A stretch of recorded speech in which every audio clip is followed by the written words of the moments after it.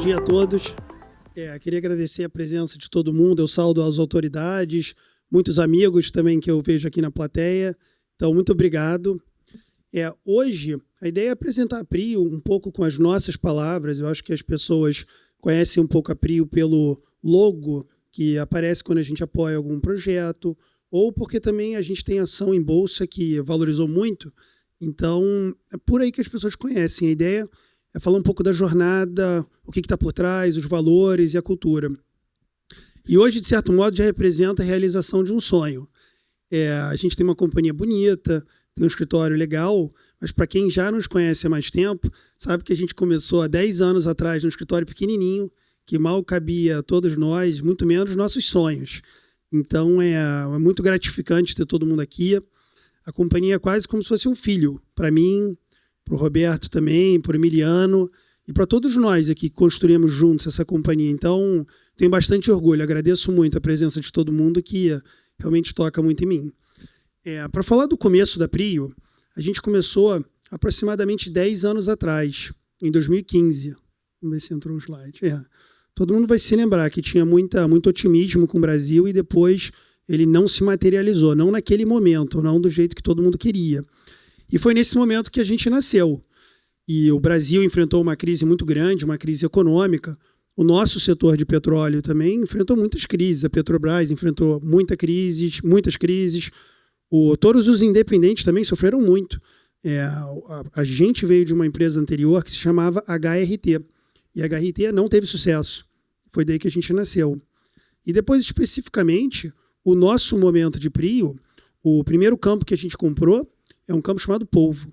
E o vendedor do campo é uma empresa chamada BP, que a gente gosta, se dá muito bem, mas eles não acreditavam muito no futuro do campo.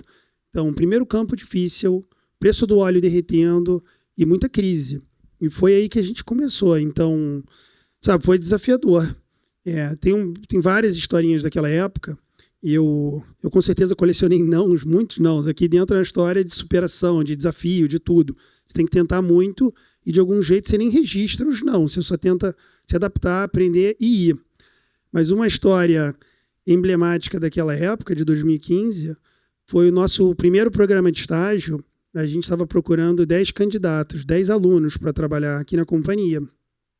E a situação estava tão desafiadora que a gente só teve 3 candidatos que apareceram. Então, isso mostra a dificuldade para encontrar alunos, por melhor que sejam. Foi difícil para encontrar pessoas que compartilham o sonho, a visão, a loucura e o empenho, mais difícil ainda. Mas isso foi em 2015. Hoje, já está aqui, a gente cresceu bastante. A gente é uma das maiores empresas independentes do mundo, com certeza aqui da América Latina. A gente cresceu, a gente tem uma produção de barris alta, que foi de 6 mil para mais de 150 mil. A gente paga um volume gigante de imposto, que é um orgulho, a gente gera muito emprego. Então, como é que isso aconteceu? Como é que foi daquela dificuldade gigante ali no começo para hoje? Eu vou voltar para esse ponto daqui a um minutinho. Mas, para começar, o petróleo. O petróleo está em quê? Serve para quê? Qual é o futuro do petróleo? A resposta fácil está em tudo. Está em absolutamente tudo. A roupa que todo mundo está usando aqui, o ar-condicionado em casa, a roupa de cama, o carro que te trouxe até aqui. E não importa se ele é gasolina ou se ele é elétrico, 100% do carro depende do petróleo para ser feito. O aço, o alumínio, os plásticos, as colas, as resinas, as tintas, até o tecido do banco depende do petróleo para ser feito. Então, o petróleo está em tudo. Também não para por aí. Um hospital, 100% de tudo do hospital depende do petróleo. Para construir o prédio, até o jaleco do médico, os remédios e até a máquina de raio-x vem do petróleo. E aí tem mais exemplos, só que tem um que pouca gente sabe, é que o agro é tão grande aqui no Brasil, tão importante para o nosso país inteiro. Mas como é que se produz? Além do maquinário que você precisa, que vem do petróleo, mas como é que se produz alimentos para o mundo inteiro? A resposta não é do adubo. Você precisa de muito fertilizante. Assim que se alimenta um planeta Terra inteiro, e um dos principais componentes do petróleo vem do fertilizante. Então, esse é um panorama, eu sei que muitos conhecem, mas não custa repetir. O petróleo está em tudo, e vai continuar por muito, muito tempo. Obras, tudo é do mais básico ao mais importante, vem do petróleo, direto ou indiretamente. Para continuar, um campo de petróleo ele também faz muito mais do que produzir petróleo. Ele gera muito emprego. Milhões de famílias no Brasil têm pessoas que trabalham na indústria de petróleo, gera muito imposto, percentual muito grande da arrecadação brasileira vem do petróleo. A própria exportação do bem do petróleo é uma das coisas que o Brasil mais exporta e é o que segura a nossa moeda no patamar que está. Então, o petróleo está em tudo, além de desenvolvimento tecnológico e todo o resto, segurança energética. Então, o petróleo, ou melhor, um campo, ele faz muito mais que produzir petróleo. E aí, por último, antes de já entrar um pouquinho mais na Prio, um campo de petróleo ele não para de produzir quando acaba o petróleo. Ele para de produzir quando deixa de ser econômico. Então, quando um campo para, ainda tem muito óleo ali embaixo. E aí, como que você faz para produzir esse petróleo? Você precisa de empresas especializadas. As grandes empresas do mundo, como a Petrobras, aqui representada pela Magda, e as outras, são excelentes em grandíssimas descobertas, muito desafiadoras. Quem descobriu o pré-sal foi a Petrobras, o pós-sal, petróleo em terra, o petróleo no mar, novas fronteiras, em lugares inóspitos, inclusive em outros lugares do mundo. Os grandes são muito bons para isso. Mas tem um conceito que é reposição de reserva. Então, para você repor a reserva daquilo que você produziu, você tem que fazer grandes descobertas, ainda mais para os maiores. Isso faz o quê? Sobra um espaço para uma empresa especializada em uma única coisa, que é a produção de petróleo em campos que já produzem.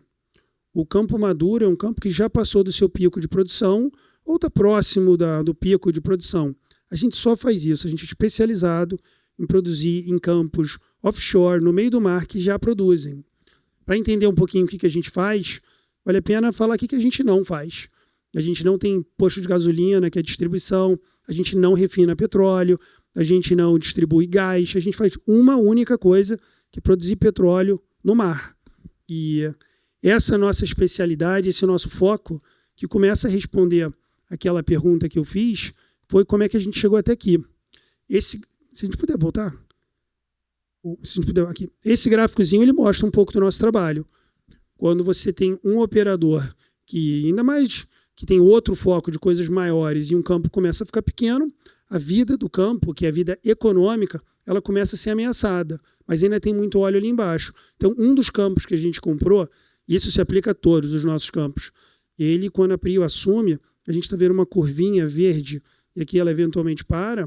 Quando a gente assume, porque a gente é focado, especializado nisso, a tendência é que a produção vai aumentar, e isso é muito do que fez a gente crescer até hoje. Então, eu comecei fazendo uma pergunta, que foi, aqui pode já passar, que foi, como que a gente fez para crescer, de ser uma empresa pequena, desafiadora, e os estagiários não queriam trabalhar aqui, que, pô, eu tomei muito não, ainda tomo, mas faz parte da jornada. Como que a gente fez isso? Tem muitas coisas que compõem essa resposta. Tem garra, o fato que a gente faz muita conta em tudo que a gente faz. Produzir petróleo a qualquer custo não é um bom negócio. Então, as empresas que têm um foco muito só em produção e não em produção sustentável vão ter uma vida mais curta. A gente sempre focou em aliar os dois, precisa de ter os dois. Produção e rentabilidade, sustentabilidade.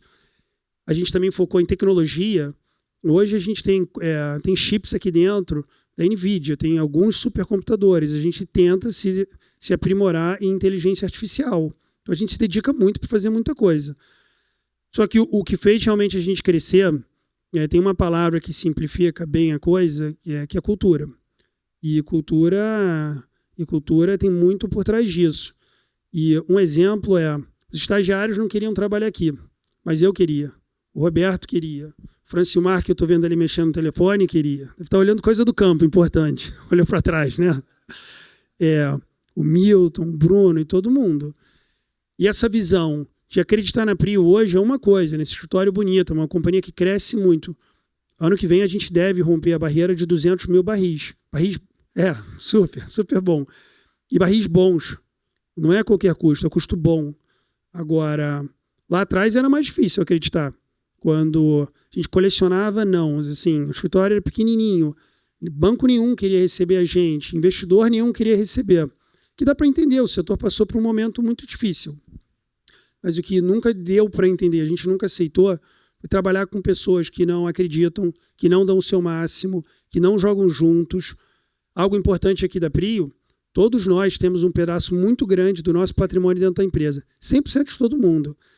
E um jeito fácil de entender isso é a pessoa cuida melhor daquilo que é dela. E eu posso falar, sabe? Eu só quero trabalhar com pessoas que têm tanto do patrimônio deles na empresa quanto eu tenho, quanto o Roberto tem.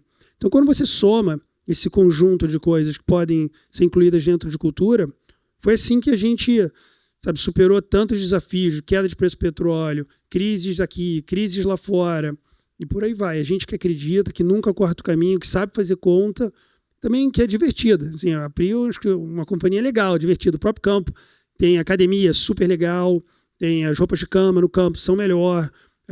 O macacão é mais leve. O próprio bota tem uma palmilha. Para a pessoa que trabalha no campo ter uma vida melhor. Então a gente realmente se importa com isso.